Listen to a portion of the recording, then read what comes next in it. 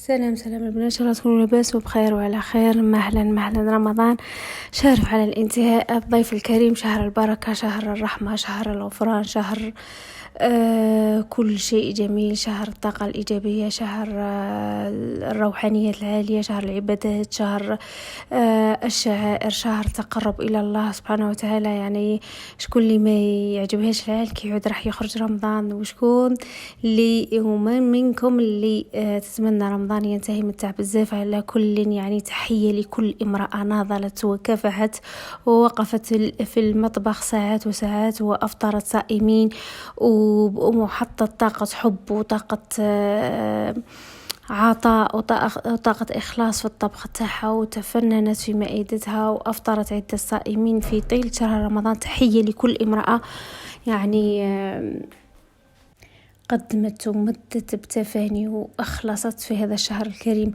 هذا وحده ميزان آخر لك سيدتي المرأة، الأجر الكثير. يعني التحية لكل أم وتحية كل امرأة قدمت وأفطرت صائمين. يعني ابتسمي وانت تسمعي في الكلام هذا، ابتعدي عن الاكتئاب، ابتعدي عن التعب، عن الحزن، ابتسمي لما وصلت له. تحية لكل امرأة، تحية لكل من قدمت من كل مجهوداتها، سواء يدها، تفكيرها، تخمامها، كل يوم طبخ زي، كل يوم تنظف بيتها، كل يوم تستقبل ربما ضيوف، كل يوم مع العمل في الخارج في الداخل، منهضلة مكافحة وصبورة. بسم الله ما شاء الله، شهر الرحمة لك يا امرأة. تحية لك، ابتسمي وانت تسمعي في هذا الكلام هكذا وأنت في حالة العطاء هذه، وحالة الكرم، وحالة الرحمة، وحالة الوقوف لساعات في المطبخ. أنت يعني تشكرين الله على ما أعطاك من نعم، على ما أعطاك من صحة، على ما أعطاك من تفكير، من جهد. كل شيء بذلتيه في رمضان، سواء امرأة ولا رجل. يعني احنا الفئة المستهدفة تاعنا هي المرأة. معناتها نسلط الضوء على المرأة. يعني أنت فعلتي وشكرتي ربي سبحانه وفعلتي اسم الله الشكور اللي راحين نبداو به كلامنا، وراحين نشرحوا اسم الله الشكور في آخر أيام شهر رمضان. اسم الله الشكور واسم الله الحميد، يعني الاثنين مقترنين مع بعضهم. الحمد والشكر حالتين يعني دايما يكونوا مقابل عطاء، مقابل نعمة، مقابل جزاء، موقف، حدث. موضوع الحمد والشكر موضوع ضخم وكبير وعميق جدا، يحتاج يعني شرح مكثف وعمق. معناتها راح نشرحه معناه كيف نحيي هذه الأسماء في حياتنا ولو بالشيء القليل وأفعالنا القليلة. ودائما يعني قد ما شكرت ربي سبحانه، دائما ربي سبحانه في القرآن وقليل من عبادي شكور. قلما نستشعر نعم ربي سبحانه ونشكر لها. يعني في أيامنا هذه الأخيرة كثير كثير كثير أصبحت السعادة بعيدة علينا، أصبحت الناس تشعر بالضيق، أصبحت الناس تشعر بالتوتر والاكتئاب. علاش؟ لأننا تعودنا على نعم ربي سبحانه، تعودنا على الشمس تشرق كل يوم، تعودنا على الصحة، تعودنا على المشي، على معجزة المشي اللي راك تمشيه برجليك. يعني آخر شيء تتوقع أنك تشكر عليه ربي سبحانه، ولا تتذكر نعمة المشي اللي راك تتنقل بها من مكان لمكان، من دولة لدولة، من بلاد لبلاد، من مدينة لمدينة. تتنقل على رجليك، تتنقل على وسائل النقل، الطائرات، القطارات، الدراجات، السيارات. نملك كثير أشياء، يعني من الأرجل إلى آخر وسيلة نقل وأسرع وسيلة نقل. هل تذكرت في يوم ما أنك تشكر ربي لما تكون تمشي صباح، تمشي رايح العمل تاعك، تمشي رايح مدرسة ابنك، تمشي رايح تقضي أشغالك، تمشي رايح تتسوق؟ هل تذكرت أنك في كل خطوة تشكر ربي؟ الحمد لله وشكر لك، والحمد لك والشكر لك يا رب على نعمة المشي. هل تذكرت هذا؟ ما تعودنا على نعمة المشي. يعني آخر شيء ممكن تتذكروا نعمة المشي، نعمة البصر، نعمة السمع، نعمة قوامة الجسم، نعمة الصحة، نعمة آية ربي سبحانه، الجبال، الطبيعة، الأنهار، الماء، النار اللي تدفيك، الضوء، الكهرباء، الإنترنت اللي سبحان الله. يعني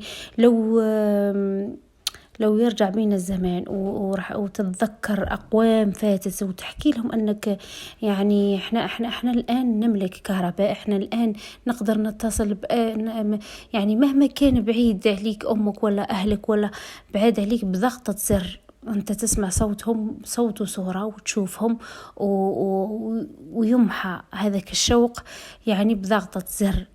تشوفوا بعضكم في الانترنت، نعمة الانترنت، نعمة التليفون، نعمة الهاتف اللي راك تحمله تسمع به هذه الاشياء بضغطة زر. يعني تجاوب على كل اسئلة تخطر في بالك في جوجل بضغطة زر. يعني سبحان الله، تحجز الى سفر بضغطة زر، يعني تحجز اكل يجيك حتى البيت.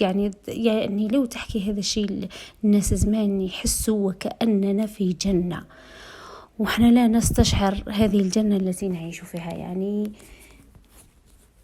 من منا يشعر بالسعادة؟ من منا يشعر بالجنة اللي إحنا نعيش فيها؟ من منا يعني يذكر نعم ربي من أصغرها لأكبرها؟ يعني ولو مرة في اليوم تذكر نعمة وتشكر ربي لها.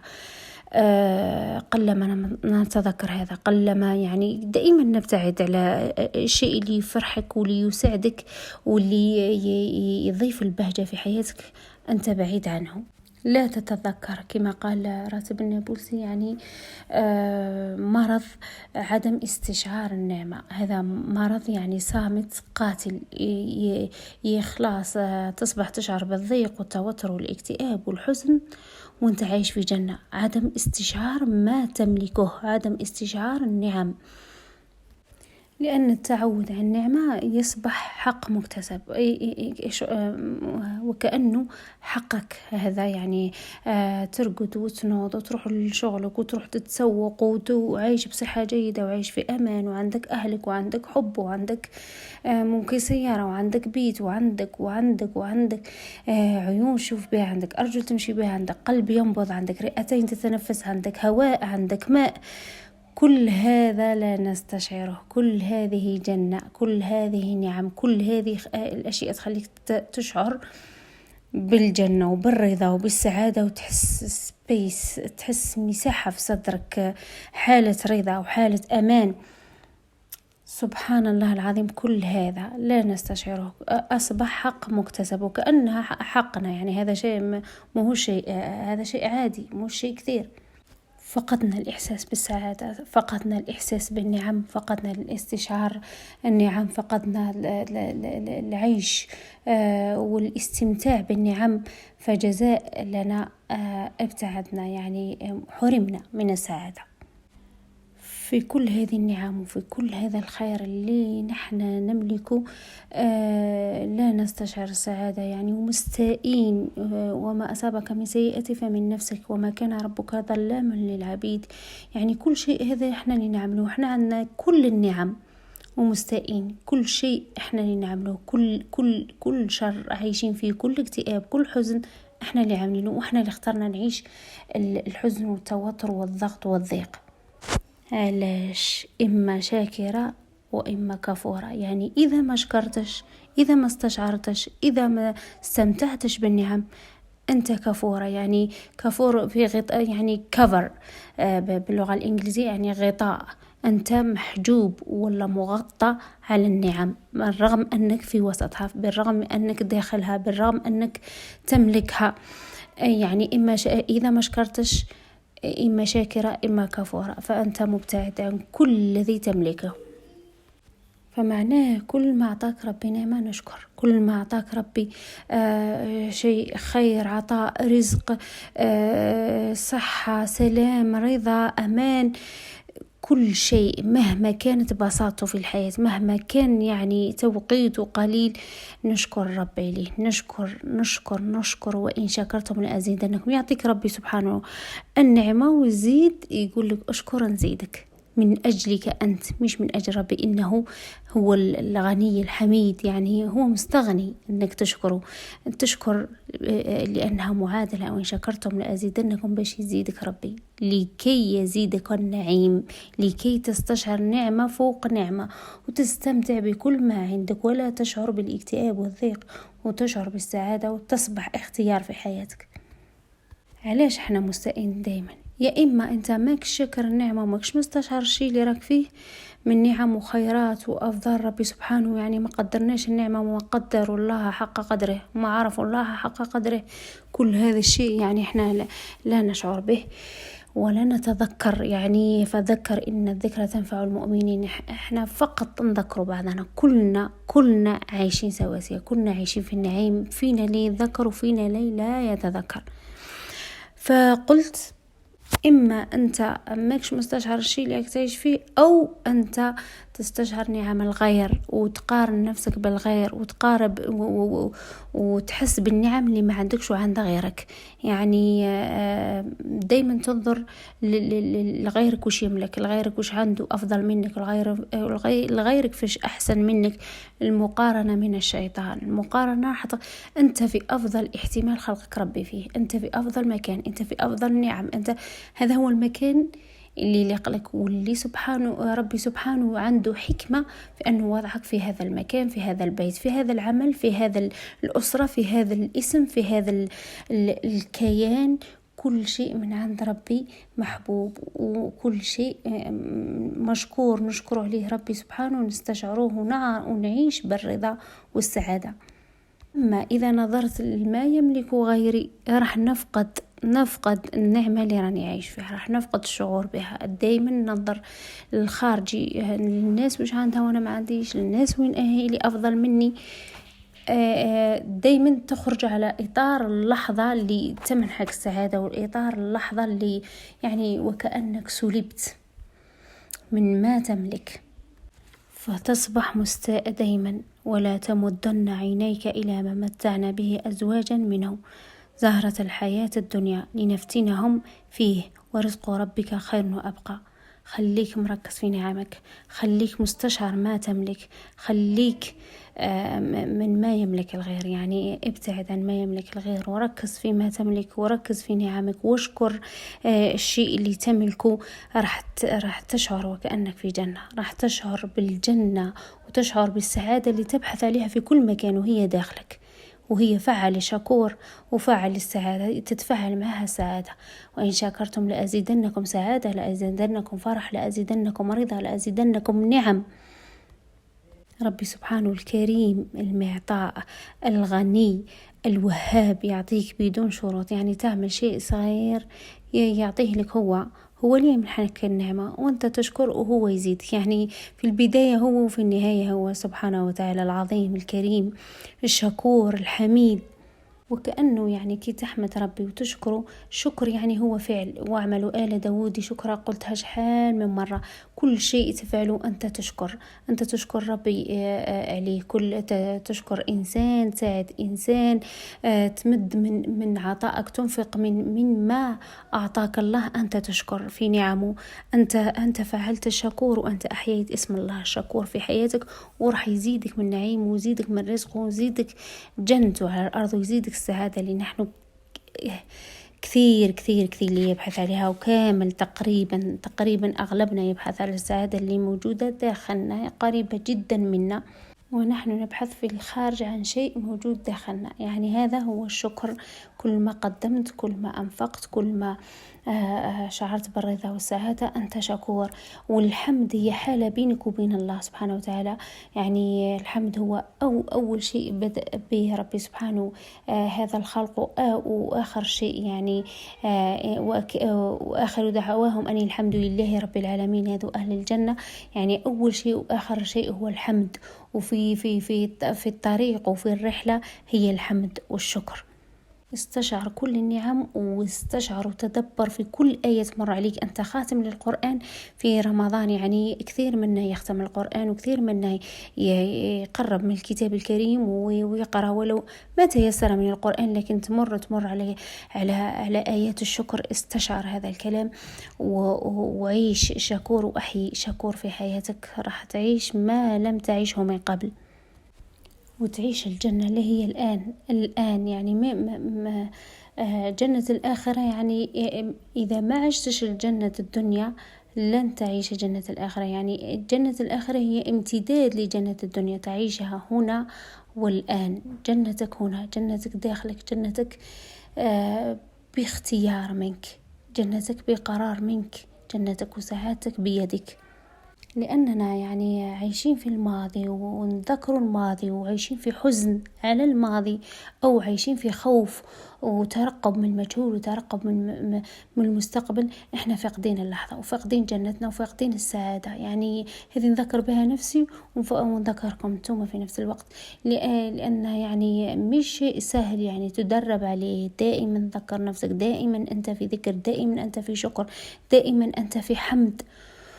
ويا ربي إذا عشت يعني سعادة كثيرة في حياتك، فأنت يعني في البطولة لك، فأنت يعني استيقظت، فأنت مش في غفلة كبيرة.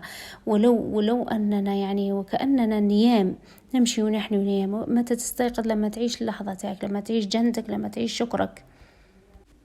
لا حزن على الماضي ولا خوف على المستقبل، كما قال ربي سبحانه: لا خوف عليهم ولا هم يحزنون. من هم؟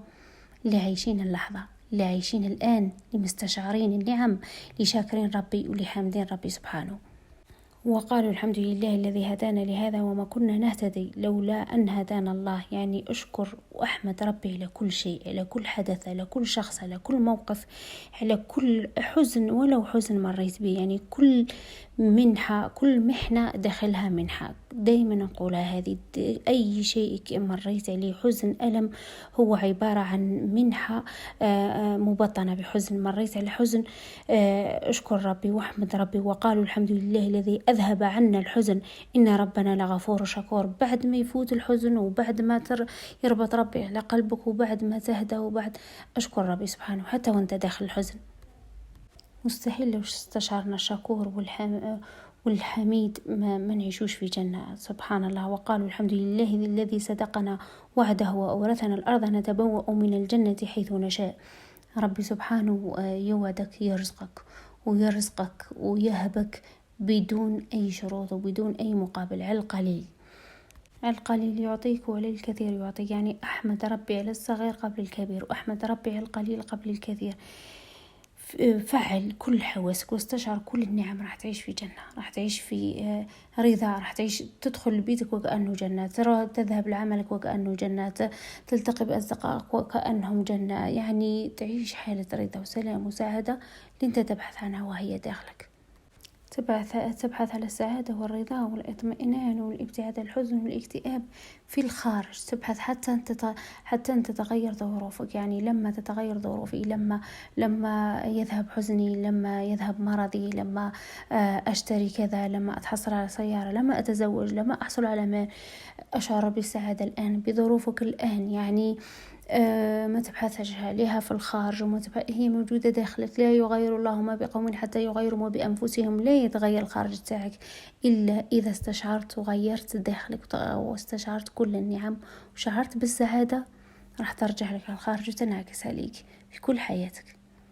كل يوم جديد، كل يوم يتنفس، والصبح إذا تنفس كل يوم يجيك جديد، وكل يوم هو في شأن بأخباره، بتفاصيله، بمفاجآته، بمغامراته. يعني كل يوم الشمس تشرق، كل يوم العصافير تزقزق، كل يوم الجو جميل، كل يوم ممطر وطقس بارد، طقس ساخن. كل يوم هو في شأن. كل يوم يعطيك هذه الخيرات، كل يوم وكأن هذه الآيات ربي سبحانه، الشمس والبحار والطبيعة تسبح بحمده. يعني هذه الجمادات تسبح بحمده، ونحن غافلين عن التسبيح والحمد والشكر. وإن من شيء إلا يسبح بحمده ولكن لا تفقهون تسبيحهم. يعني لا نستشعر كل هذه النعم، كل هذا الخير، كل هذا الإشراق الصباحي، كل هذا الصفاء والنقاء في كل صباح فجر. سبحان الله العظيم، هذه نعمة، هذا رزق. إشراق صباح ومنحك يوم جديد، هذا رزق. أشكر ربي كل صباح أنه منحك يوم جديد. نشكر ربي لأنه بلغنا رمضان، لأن كملنا رمضان بالصحة والهنا، لأننا استطعنا القيام والصيام والدعاء. ربي يتقبل إن شاء الله. نشكر ربي لأننا أتممنا رمضان إلى آخر أيامه. نشكر ربي لأنه استشعرنا نعمه، لأننا قدمنا، لأننا أعطينا، لأنه قدرنا ربي أننا نعطي، لأنه وفقنا ربي أننا نعطي. أشكر ربي وانفق واحمد. وكل العبادات هذه اللي فيها الإنفاق والرزق والحمد والشكر، فعلنا كثير أسماء في هذا رمضان، واسم الله شكور حبيت نختم به. نشكر ربي على كل ما أوصلنا إليه في رمضان، على الطاقات، على الروحانيات، على الرحمة، على البركة اللي وصلنا لها في شهر رمضان الكريم الفضيل. اللهم لك الحمد ولك الشكر على كل حال، على كل شيء. اللهم أنت ربي لا إله إلا أنت، خلقتني وأنا عبدك، وأنا على عهدك ووعدك ما استطعت. أعوذ بك من شر ما صنعت. أبوء لك بنعمتك علي وأبوء لك بذنبي فاغفر لي، فإنك أنت الغفور الرحيم. يا شكور، يا حميد، يا غني، يا مستغني. اللهم لك الحمد ولك الشكر على كل شيء وعلى كل حال. اللهم لك الحمد ولك الشكر كما ينبغي لجلال وجهك وعظيم سلطانك. نشكر ربي سبحانه، ونشكركم انتم لأنكم كملتوا معايا الفيديو لحد الآن. وآخر دعوانا أن الحمد لله رب العالمين. وفي آخر الفيديو سلام وحب ونور على قلوبكم. السلام.